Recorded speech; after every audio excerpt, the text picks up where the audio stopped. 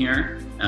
Growing up in religious communities, different denominations, but still religious families, we wanted that to be part and continue to be part of our life. Went to college at Davidson College up in North Carolina. I was an English major there.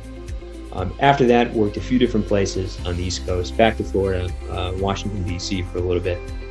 And then I finally moved here to Boston in January, this past January.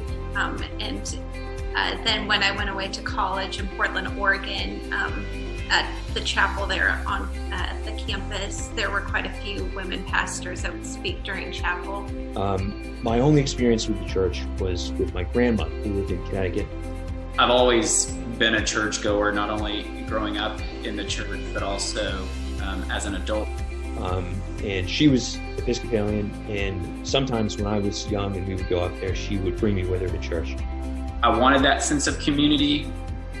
I felt like there was something missing. I've always enjoyed going to churches that are on college campuses, and All Saints had that also as kind of a side benefit. And thankfully on Sunday morning, there's no traffic. And the more people I talked to who were Christians or who were involved with different churches on campus in some way, the more curious I became. And at some point, a switch flipped. Just going through the door, just a hello, welcome. You new here, tell me a bit about yourself. It went from feeling like baptism was something that I had never even considered before to feeling like it was something that was obvious. It was the next thing that I needed to do.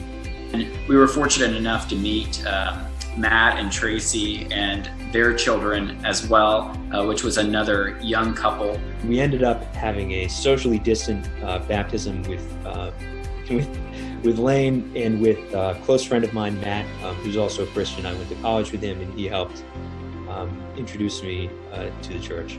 We found the home and got the dog, and then we are having a baby girl come January. Yeah.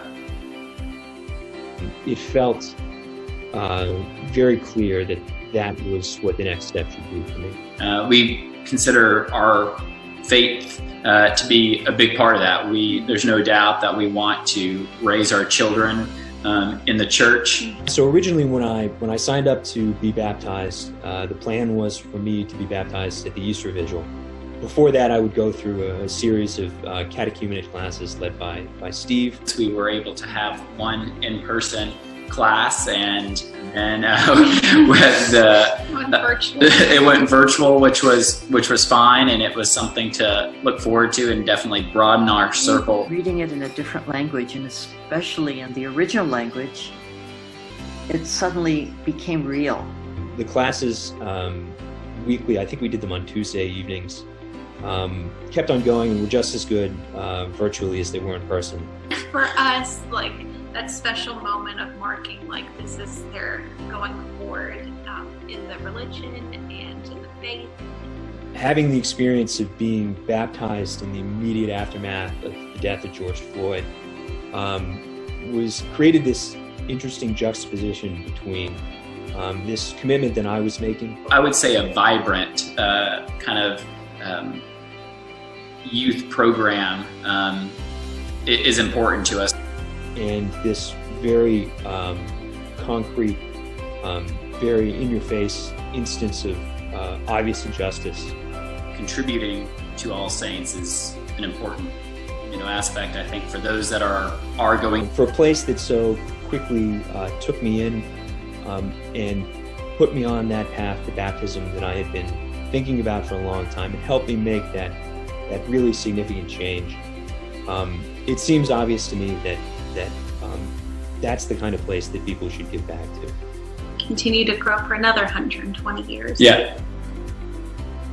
All I can hope is that All Saints continues to do the kind of work that it's doing, that it did for me, the positive change that it helped me make for the next 120 years, for more people who I'm sure are out there searching and who will walk through the doors just like I did.